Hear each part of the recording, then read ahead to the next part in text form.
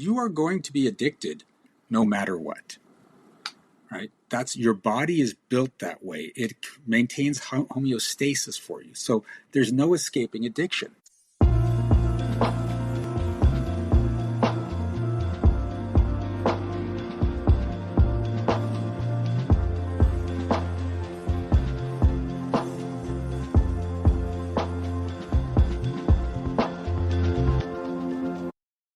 Well, hey, and welcome back to the Amanda Kaufman Show. Wow. Okay. So today's guest, Shiraz, is a multi-award-winning author, an international speaker, and a reality interventionist. Now, when I heard this term, I had to reach out to him directly and be like, say more about that. I'm so glad I did, because I got a chance to see him speaking for a few different people, actually, and he's just absolutely wonderful. He helps people permanently rewrite the stories that are keeping them stuck. You know, if you've ever had that feeling like you're smashing the ceiling of your growth, then this is an episode you absolutely have to stay tuned into. Through his transformational book, How to Rewrite Reality, and his powerful programs, Shiraz has helped thousands around the world stop subconsciously choosing hardship and start consciously creating success. His work not only changes lives, it changes the way people see reality itself. Shiraz, when I say it is such a pleasure to have you here on the show, wow, like I can't rave enough about the speaking engagements that I saw, because the stories you shared were just so transformational. And I just want to get everybody caught up with this whole reality intervention thing. What is that about? So you know how if someone's doing drugs or doing alcohol, people will have an intervention and say, look, you're hurting yourself, you're hurting the people around you. Yes. People do that with their reality and they don't realize it. So when I work with you, we look at where your reality is hurting you and the people around you through an addiction. But it's not a physical addiction. It's an addiction to everything just being the way it is. So, for instance, let's say, actually, one of my clients, I remember, he called me up and he's like, I'm sick and tired of something going wrong every day. And I'm like, what? He goes, everything goes wrong, like event after event after event, stuff at home, stuff at work, something's going wrong every single day. And I said, okay, so how are you handling it? It's like I'm fixing it, but it's just pissing me off. And then I asked him, are you a problem solver? And he said, hell yeah, I'm a problem solver.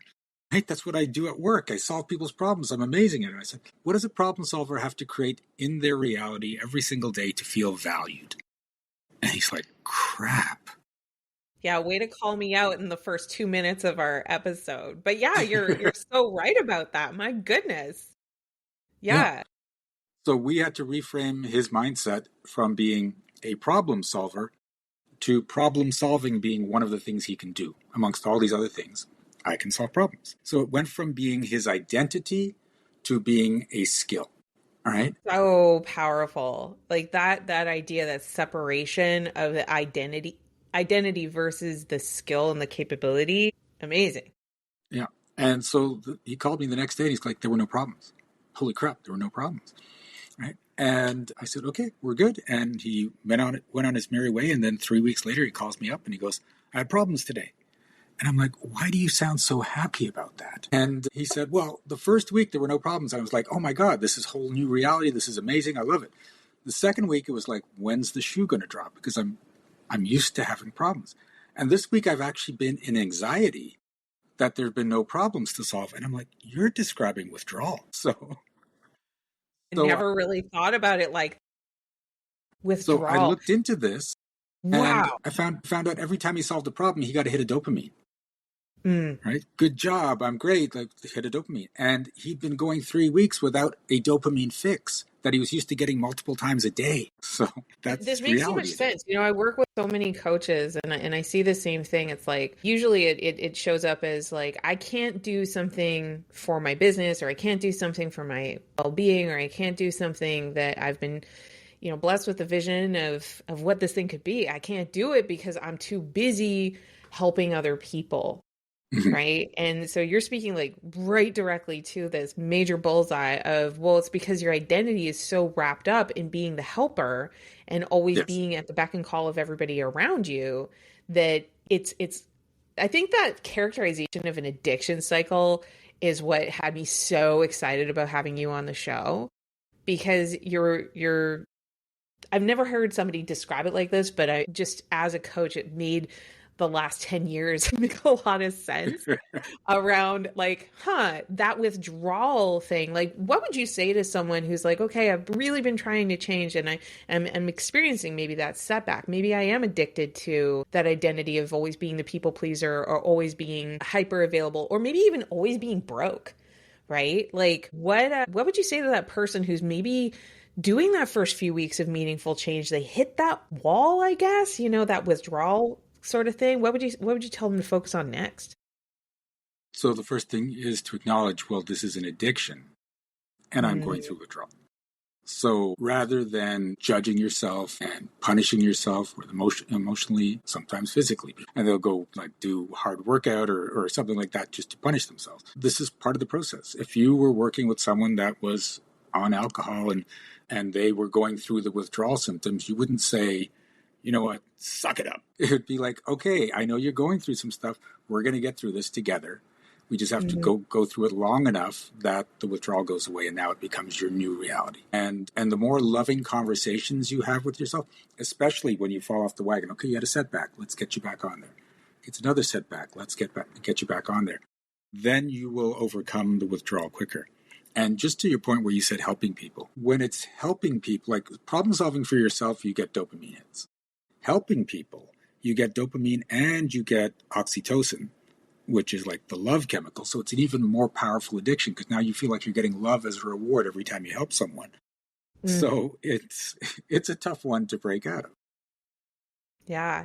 And especially in our space, I a few years ago was working with a client and it was apparent that they were getting a lot of the validation that they were seeking. We all have human needs. Like we all want that validation. We all want that acknowledgement. But it became really clear that they were receiving so much validation from their business and their business connections and their relationships. And they were starting to equate like, I get paid this much and that means I'm getting that much love and recognition. And I remember saying to my client, maybe this was not the most eloquent thing, but I said, hey, look, if you want validation, to build a business, get a puppy. Because they're going to just love you unconditionally. And businesses are full of roller coasters. They're full of challenges. There's a lot to figure out. And it is figure out a bull. Yes. But it is a tough puzzle. And it's a little different than just getting that I love that, the hit on the hormones that are going to help you be pretty addicted to it. It is why it feels good. But it's also just like, be aware of like, where are you getting that pleasure from? Yes. Yeah. And if you are a problem solver or you like to fix things, that's a big problem in a lot of businesses because I look at these two things you can have in your business. You can have problems or you can have challenges. Right? Now, with a problem, what happens is you're going along your merry way and a problem comes down and everything's like, oh, crap. And you solve that problem, you come back up. And you get your dopamine hit by getting yourself out. And so a lot of people are doing their business, creating problems, coming out, and it feels great. I solved another problem. Challenges are you're going along in your merry way and you say, I want to get to here. So now how do I get through this? And you get your fix when you get up here. So you're still getting a fix, but it's getting a fix from an upward momentum rather than down and come back, down and come back. Oh my gosh. And like that down and come back and that down and come back, like that actually is a slow downhill, isn't it? Because you're always getting that pump on the other side of each of those divots. But the universe is always expanding. I'm always saying, never forget the second law of thermodynamics, which is a super nerdy way to say that the world and everything is tending towards more complexity always, right? Like that's the nature of expansion. And it's the nature of expansion of your mind as well, is like, you start to pull in like more details, more. So that recovery, it strikes me that it would be like, yes, you're recovering, you feel good because you've got that upward tilt. But the reality is because everything continues to expand, then you're always coming up just like a little lower than baseline every single time. Is kind of a way to think about it. If you don't have that growth trajectory, I love thinking about it as challenges as opposed to problem. I had another coach actually who said, replace the word problem with puzzle. I'm working out a puzzle. I'm like, ooh, that takes some sting out of things, Yeah. Love that. Well, so Shiraz, you actually help a lot of entrepreneurs with smashing the 6-figure ceiling. Yes. And especially working with female entrepreneurs, which is amazing. Thank you. and not common for a gentleman to focus on helping women. I love that. What drew you to that mission, to wanting to help women entrepreneurs particularly? Well, the funny thing is that without even targeting anyone, 80 to 90% of the people that showed up in my workshops were women. There you go. And so there was that. And then I just find that women are more receptive. They will take this path and realize that the changes they can make, whereas men are looking for an external problem to solve. Women look more for the internal problem to solve. Interesting. Yeah. Yeah, fascinating. I'm guessing you maybe have a hypothesis on this. Why? Why is it that women tend to look inward versus the more masculine tendency to look outward? I think it's just from it's I would say biological, but it's in the masculine energy. It's more about taking the action, going way back to just like the men were out there hunter gatherers, the women were nurturers, and the nurturers are the more internal thing. How do I make you feel good? It's more about the feelings. The men still are driven by feelings, but it's the feelings of the conquest, of the accomplishment. So it's a different thing.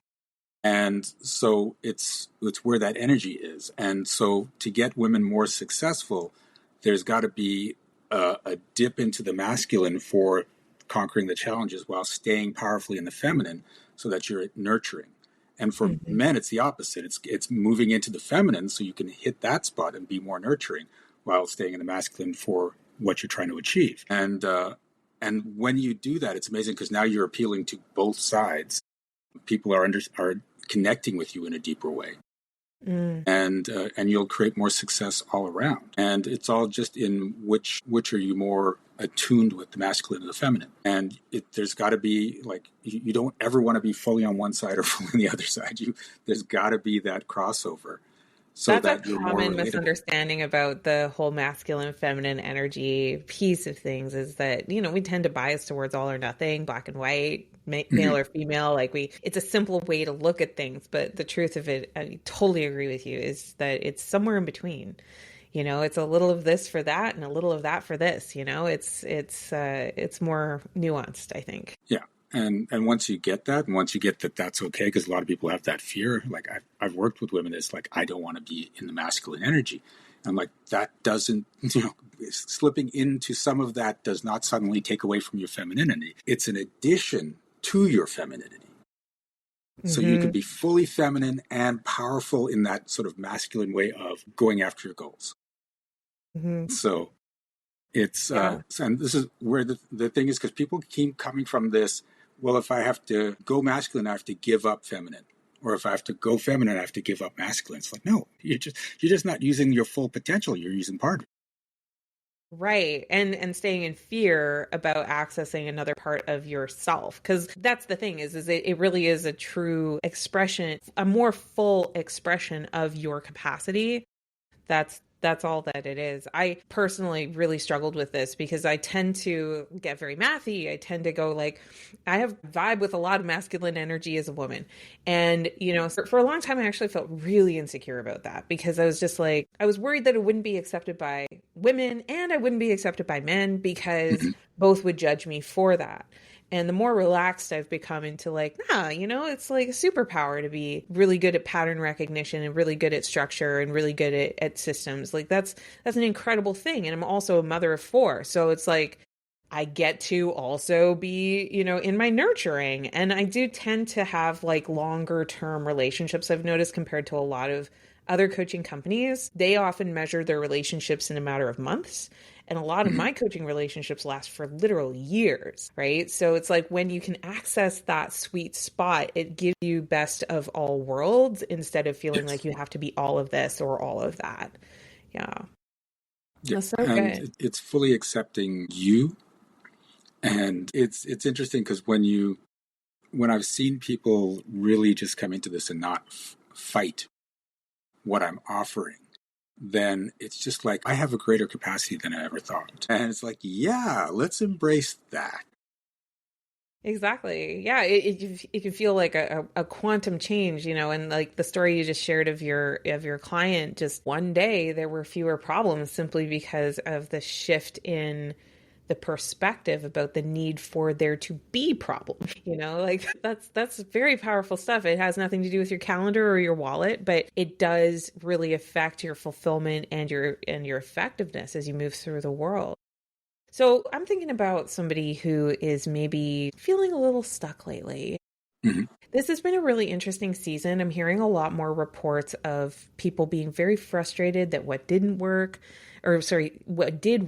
in the past with marketing and scaling and growing a business, it's just not working as well. A lot of people being really frustrated with, just to quote my clients, the way the world is these days, which is such like a broad, thing. But I'm hearing it more and more and more in 2025 at the time that we're recording this. Just curious from your perspective as a reality interventionist, where would you go with that conversation about this sort of exhaustion and frustration at the way the world is right now? So there's your reality and there's everyone else's reality. And they don't have to intersect. So you can create whatever reality you want despite what's going on around you. And I know that can seem weird to people. But when you hear historically, during recessions is when the most millionaires are made. Because the ones that are becoming millionaires are living in a different reality than everyone else that's going through a recession. So when you ignore what the stories are about how bad things are, and you look for the possibilities of how great things could be, you'll start to see that. Your reticular activating system will focus in on what your dominant thoughts are. So if you're thinking opportunities, you'll see opportunities. If you're thinking, oh, there's all these problems, it's just the way the world is, you're going to see that. And why? So that you can be right, and so you can get a hit of dopamine and stay in the addiction to being right about the way the world is. Oh my gosh. Yes, the addiction to being right. Oh my goodness, I'm writing that down. Yeah. And here's the thing. You are going to be addicted no matter what. Right? Your body is built that way. It maintains homeostasis for you. So there's no escaping addiction. The thing is, you aren't consciously choosing your addictions. So I used to be addicted to working hard. And it wasn't from being brought up like you have to work hard to succeed. My parents did not teach me that. Thank you, Mom and Dad. However, if you say, if I hear Amanda's going to work an extra hour, I'm like, I'll work 2 hours. Okay, Amanda's staying late tonight, I'll go all night. And it was just this, look how much I'm willing to work harder than everyone else. And it brought me success. It was also burning me out.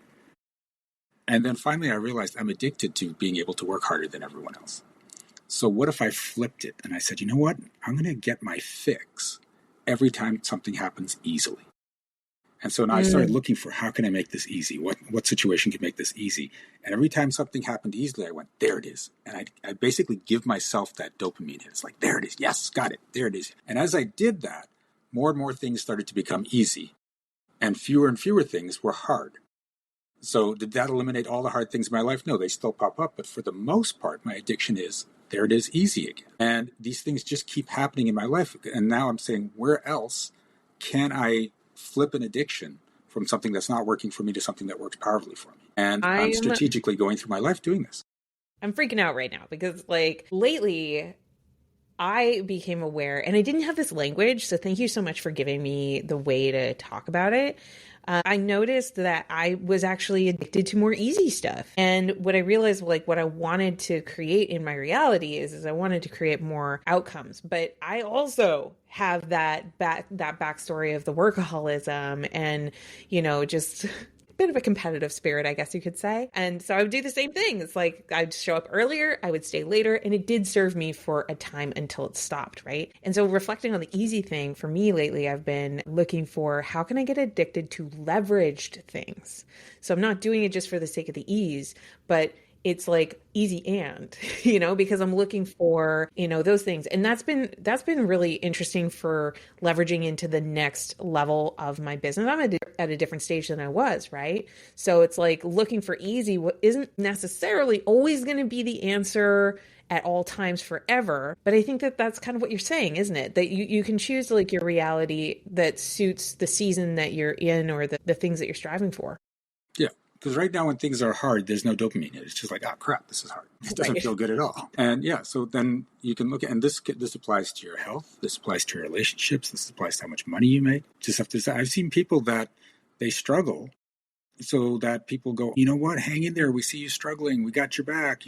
We're cheering you on. And that feels like love. So if I stop struggling, will I get that anymore? I better keep struggling. It's so true. People love an underdog, but once you start genuinely succeeding, people immediately become very suspicious in general, or they can. And so, continuing to refresh that reality, I think, and refreshing your perspectives and shifting as well, like as you achieve next levels. What are the rooms you're hanging out in? And what are the things you're spending your time on? Being willing to let go of the past version. That's hard, I think. That can be very difficult. And especially like you brought up being the underdog. People love the underdog. And a lot of people pride themselves on, I'm the underdog. I'm like, well, then you can never succeed. I'm like, what? Because you're the underdog. The underdog doesn't succeed. I said, but I've seen all these movies. They're like, yeah, they win at the end of the movie. Your movie is your life. So do you want to only win when you're about to die? Right. Maybe underdog is not the best move for you. That's so good. That's so good. Well, Shiraz, if people wanted to follow you, get inspired by you, what is the best way for them to do that? They can go to energeticmagic.com, which is my website. Or if you go to YouTube, there's the Energetic Magic channel. And on that channel, I have over 800 videos. Actually, I think it's at 900 now, where I'm working with people. And when you see the insight they have, it'll shift it in you as well. And so I have clients that go to this every day and get a belief shift, is what we call it, that pulls them out of a specific addiction so that they can create a better life. That's incredible. And dear listener, when I tell you that it's a rabbit hole, yeah, it is. And it's awesome. Like, you should definitely go check it out especially if you've been in a cycle of stuck. Shiraz, thank you so much for joining us today and sharing your wisdom. It was such a pleasure. This was fun. Had a great time. Sounds good. And hey, listener, I'm sure you've got some friends that could use a little bit of belief shifting. So make sure you grab the link to this episode and you text it to them or message it to them. And don't forget to hit subscribe. I'll keep telling you about it on my Instagram and YouTube and all those different channels, but don't count on that. Make sure you're subscribed so that you can get the next episode when it comes out very soon. And hey, if you've been loving the show, one of the things that really makes a big difference is when you take a moment to leave a authentic review. I don't want just 5 stars because it's awesome. I want 5 stars because you think we earned it. But seriously, it makes a huge difference to whether people decide to listen to the show or not. And I want them to have the transformative outcomes that they get from making a new decision each day. So, hey, thank you so much for listening. And we're going to be back with another episode very soon. But until then, just make sure you do what matters.